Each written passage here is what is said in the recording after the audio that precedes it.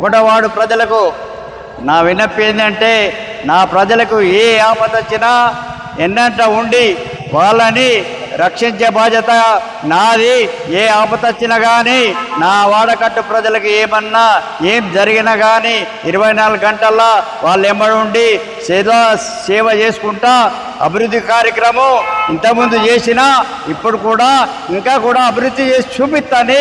ఇప్పుడు కాంగ్రెస్ గవర్నమెంట్ వచ్చింది కాబట్టి సన్న బియ్యం ఇస్తుంది, తర్వాత పెన్షన్లు ఇస్తుంది, అన్ని ఇస్తుంది, అన్ని రకాల ముందంగాలు ఉన్నది. కాంగ్రెస్ ప్రభుత్వం కరెంటు ఉచితంగా ఇస్తుంది, మళ్ళా మన సిలిండర్ది ఇలా ఇవన్నీ పథకాలు చాలా వరకు పెట్టింది కాబట్టి అందరికీ లబ్ధిపొందు కరెంటు 200 యూనిట్లు ఫ్రీ ఇవన్నీ మన కాంగ్రెస్ గవర్నమెంట్ చేస్తుంది కదా.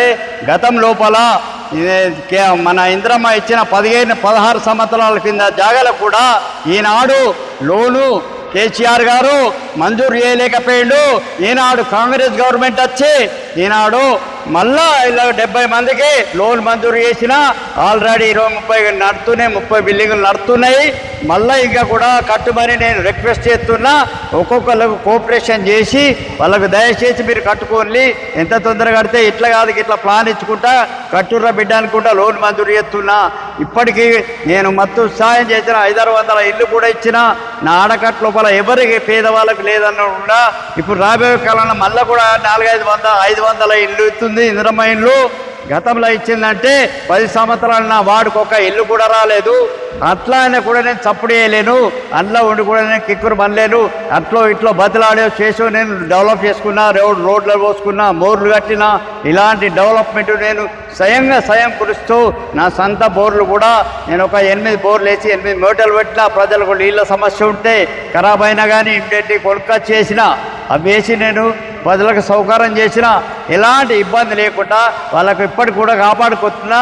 ఆ ప్రజలు నాకు ఎండండ ఉండి ఓటేసి గెలిపించి మీరు కూడా డెవలప్ కావాలి, ప్రతి పేదవాడు కూడా ముందుకోవాలని నా కోరిక. ఎందుకంటే నాది బాగా బ్యాక్వర్డ్ ఏరియా కాబట్టి వాళ్ళందరినీ పైకి తేవాలని నా ఆశ.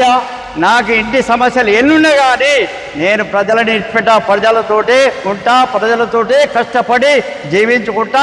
నేను వాటిలో 24 గంటలు ఏం జరుగుతుంది, ఏం కథ, నీళ్ళు వస్తున్నాయా లేదా, కరెంట్ ఉందా, లైట్ లేదా, ఇవన్నీ ఇన్స్పెక్షన్ చేసుకుంటా.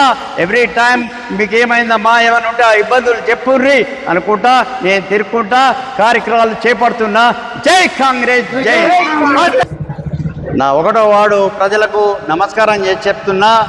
గతంలో నన్ను ఎట్లా మెజార్టీతోటి గెలిపించారో, 4 సంవత్సరాలు ఎట్లా మెజార్టీతోటి గెలిపించారో అదే క్రమంగా నేడు కూడా మీరు అధిక మెజార్టీతోటి గెలిపించాలన్న కోరిక నాకు మీ అందరి మీద నమ్మకున్నది కాబట్టి నా ప్రజలు నాకు అన్యాయం చేయరు కాబట్టి నన్ను ఈసారి గెలిపిస్తే మీ ప్రతి వారికి ఇల్లు లేని వారికి ఇల్లు ఇప్పిస్తా, ఏ పెన్షన్ లేని వారికి పెన్షన్ ఇప్పిస్తా.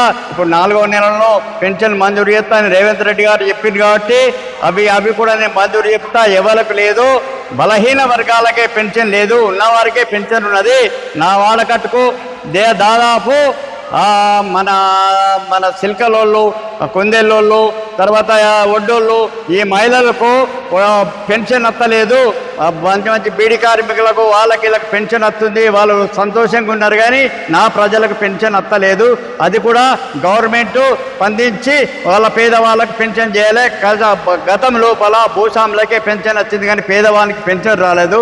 న్యాయం జరగాలని నేను కోరుతున్నా, వాళ్ళకి పెన్షన్ ఇవ్వాలని చేస్తున్నా. నేను నా మనస్ఫూర్తిగా చెప్తున్నా, వాళ్ళకి పెన్షన్ కూడా చేయాలి. ఇవన్నీ ఇల్లు లేని వారికి ఇల్లు ఇవ్వాలి అని నా విజ్ఞప్తి. జై కాంగ్రెస్, జై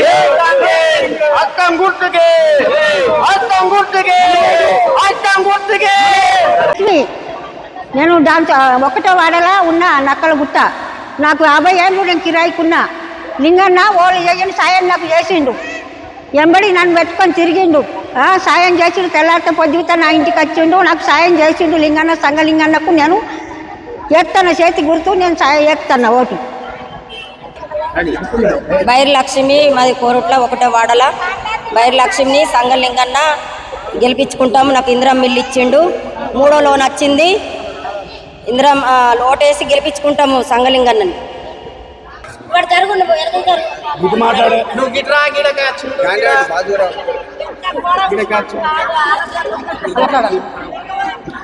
నక్కలగుట్ట 1వ వార్డు. నా పేరు రాజేశ్వరి.